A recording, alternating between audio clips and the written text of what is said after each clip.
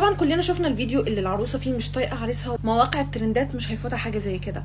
الحمد لله قدروا يوصلوا للعريس واللي هيفهمنا ايه اللي حصل بالظبط. العريس بيحكي وبيقول انا ما عنديش مقدره ماديه ان انا اشتري بدله او اشتري بوكيه ورد للعروسه، وده اللي زعل العروسه مني جدا.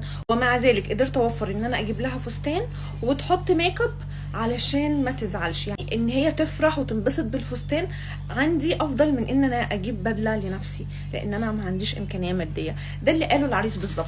وقال كمان ان كانت مشكله وهتخلص وهتروح لحالها عادي، مش زي ما الناس كبرت الموضوع وفهمت. فاللي عايزه اقوله ان فعلا اللي كبر الموضوع هو التصوير، ان انت تصوري حاله مش مفهوم الكواليس اللي وراها وتنزليها عشان تبقى ترند للناس، هو ده بجد اللي غلط. لكن العروسه والعريس كانوا هيتصالحوا والدنيا هتتلم وخلاص.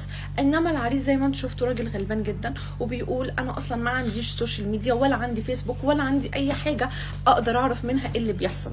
انا بالصدفه صحابي بعتولي بيقولوا له بص ايه ده، هو حتى مش عارف يعمل ايه ويقاضي مين. امتى بقى ظاهرة الترندات دي تخلص علشان ما نشوفش حاجات شبه كده تاني؟ بسبب ان الفيديو انتشر وبقى ترند، العروسة والعريس اتعمل لهم مشكلة في بيتهم من لا مشكلة اصلا. وده سببه ايه؟ سببه ان الفيديو انتشر والناس كبرت الموضوع. فامتى بقى ظاهرة الترندات دي تخلص؟